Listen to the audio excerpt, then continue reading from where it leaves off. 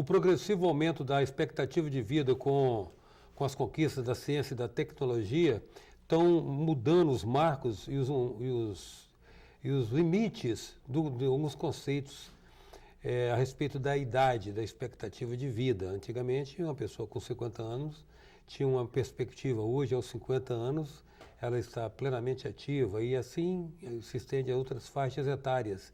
Este é o motivo da conversa de hoje aqui no programa 9 Minutos. Vamos conversar com o presidente da Sociedade Brasileira de Geriatria e Gerontologia Seccional Espírito Santo, o geriatra Rony Chaim Mucamal, com quem nós passamos a conversar agora.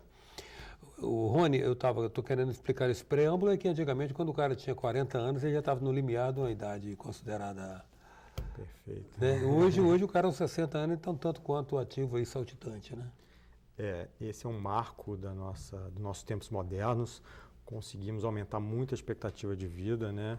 Então, a gente hoje em dia já tem uma expectativa para o brasileiro de em torno de 75 anos e a previsão é que isso aumente. Então, não é incomum chegarmos a 80 e já temos no Espírito Santo, segundo o último censo de 2010, mais de 500 indivíduos acima de 100 anos, né?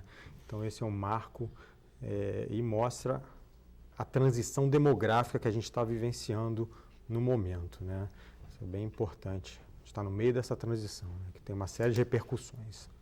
Quer dizer que já, digamos assim, já é factível, já é crível a pessoa alimentar a expectativa de chegar ao 100, né? Já podemos pensar nisso. Agora tem um outro conceito. Não basta atingir idades tem muito qualidade, longas. Né? Qualidade de vida, e o que a gente mais fala em geriatria e gerontologia é manter o funcionamento, a funcionalidade, a autonomia e a independência.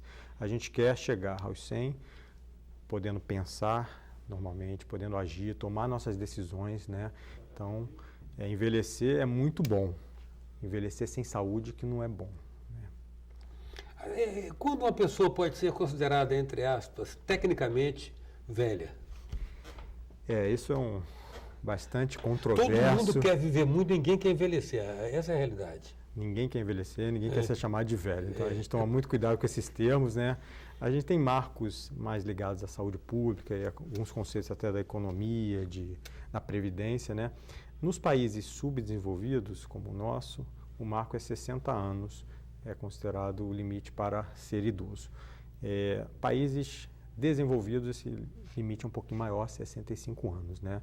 Só que para a gente, na esfera da saúde, esse é um número bastante que não nos diz nada, né? Porque 60 anos, se a pessoa estiver bem, ela não é idosa, ela não se comporta como idosa, ela está no auge da sua carreira, né? Das suas aptidões físicas. Então, isso é muito pouco. A idade cronológica é muito pouco para dizer se alguém é velho ou não é velho, né? Podemos dizer que é um processo, então, mais biológico do que cronológico. Perfeito. O envelhecimento ele é um processo biológico que a gente chama de senescência, lento e gradual e com uma série de fatores que vão interagir para aquele indivíduo envelhecer. A boa notícia é que apenas 30%, então de 30%, são determinados por fatores genéticos.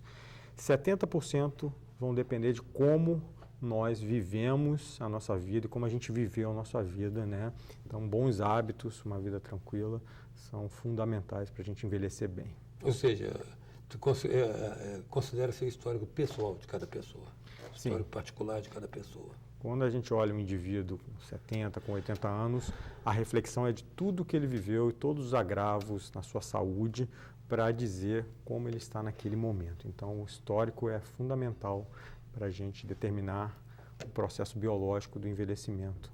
Né? A geriatria tem algo a se manifestar a respeito dessa recente conclusão de que a longevidade estava muito associada à baixa ingestão de calorias? Ou seja, para viver muito tem que ser magro? De certa forma, existe o único estudos que tem em relação à longevidade são não em humanos, né, em roedores e em macacos, são os estudos de restrição calórica, né? Indivíduos que comem 30% ou menos do seu normal, esses indivíduos acabam retardando todas as doenças neurodegenerativas e assim retardando a morte, né? Em humanos isso ainda não foi comprovado, tem algumas limitações, né? Mas a gente sabe também que aquele indivíduo que está acima do peso, né, que tem aquela barriguinha, aquela circunferência abdominal aumentada, ele é um indivíduo de risco cardiovascular, e assim ele é um indivíduo de risco para ter um envelhecimento ruim, porque o sistema cardiovascular ele é fundamental para a gente ter um bom envelhecimento, porque são os vasos que vão levar o sangue para o cérebro, para todos os nossos órgãos. Então, se nossos vasos sanguíneos estiverem saudáveis, a gente vai envelhecer bem, né? De qualquer maneira, é pouco provável que a gente encontre entre esses mais de 500 que têm 100 anos algum obeso, né? Sim, é difícil achar. A maioria são magrinhos, né, saudáveis, né? Muitos moram no interior, é impressionante isso, né? O que remete à qualidade de vida, estado estilo de espírito, de vida mais tranquilidade. tranquilo, exatamente, né? Isso traz essa ideia que é muito importante, né? Ô, Rony, quais são os eventos, as situações que são aquilo que você falou a respeito de uma senescência, de um efeito natural do envelhecimento na pessoa? O que acontece? O que se manifesta? Quais são os eventos que são previsíveis? Então, todos os nossos processos biológicos eles vão se deteriorar com o tempo, né? Nossos sistemas fisiológicos. Mais marcadamente, talvez assim, o sistema endócrino, né? Há uma queda lenta dos hormônios, né? Mas não tão grave que a gente precisa suplementar, né? Mas causando consequências visíveis. A principal consequência que a gente vê nos idosos que estão envelhecendo é a perda da massa muscular, determinando um processo que a gente chama de sarcopenia e fragilidade, né? Então, esses indivíduos vão andar mais devagar, que é aquela marcha do idoso, vão ficar mais cansados, vão diminuir seu nível de atividade física, né? Então, isso é um marco importante, né? Outros sistemas também estão envolvidos, né? Como o sistema imunológico também é importante. Uma infecção no idoso é diferente de uma infecção no adulto, leva mais tempo para recuperar, pode ser mais grave, tem sintomas diferentes, por isso que exige uma visão bastante diferenciada, né? O idoso não é um adulto de cabelos brancos, ele tem seu contexto e tem que se pensar nisso quando se atende um indivíduo idoso, né? Alimentação. A alimentação é um dos pilares, né? Uma boa alimentação. A gente fala muito da dieta do Mediterrâneo, que tem vários estudos mostrando que ela posterga o envelhecimento através de diminuir doenças crônicas degenerativas, né? Então, alimentos integrais, né? Pouca proteína animal, né? Na verdade, pouca carne vermelha, um pouquinho de azeite, são fundamentais, né? Para a gente ter um bom envelhecimento, né?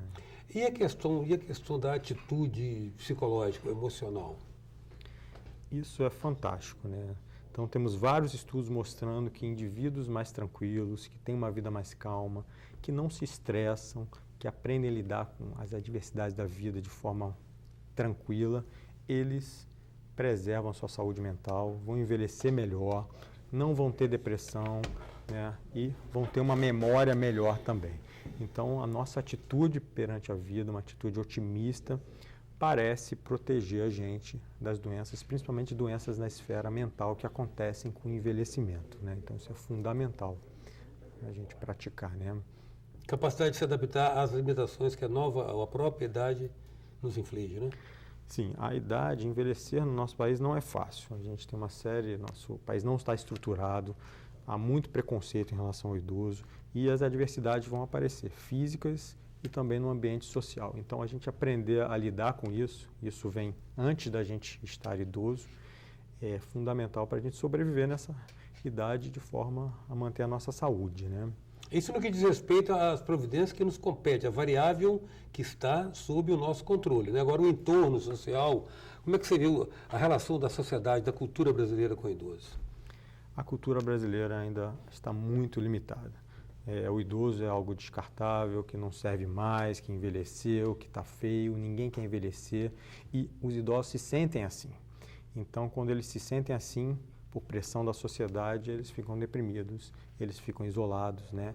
Então, a gente tem que criar ambientes confortadores, ambientes acolhedores, em que os idosos possam conviver em comunidade, que a gente possa colocar o idoso num sistema que valorize ele, na família, na comunidade, né?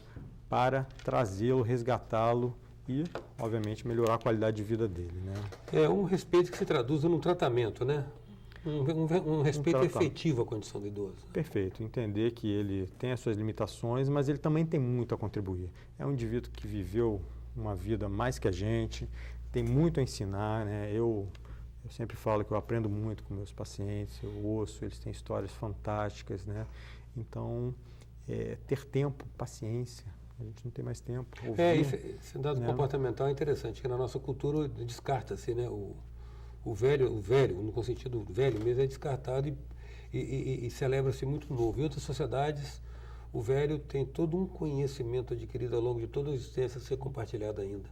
Isso, como a gente falou, a sociedade japonesa, né, em que o idoso, Chinês. ele está chinesa, né, no cerne da família, ele toma as decisões, né, e a gente estava falando também da espiritualidade, indo nessa linha de comportamento, né, a espiritualidade ela é muito importante, né, estimular a prática espiritual de cada um, não importa a religião, qualquer que seja a religião, ela vai trazer um conforto para o indivíduo, ela vai dar significado àquele momento e às dificuldades. Então, a gente tem que aproximar aquele indivíduo que às vezes está afastado, né, a sua igreja, seu meio religioso, porque isso é muito importante na saúde mental dela, né? Conectar ele com a dimensão espiritual. Conectar ele com a sua dimensão espiritual.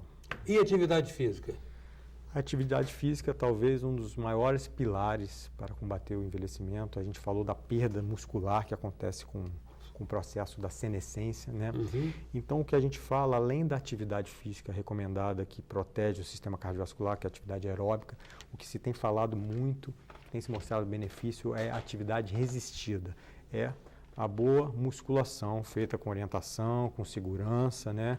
Então, fazer uma atividade de força, ela pode melhorar a massa muscular, né? E o músculo tem um papel fundamental no equilíbrio do idoso, né? No jeito de andar, né? Previne dele cair, previne que ele frature, né? E deixa ele mais ativo. Então, a atividade física ela é praticamente obrigatória, quando possível, né? Dentro de um contexto clínico, fazê-la, né? É característica da idade avançada a menor demanda de horas de sono? Sim. Com o envelhecimento, o idoso tem menor necessidade de dormir, né?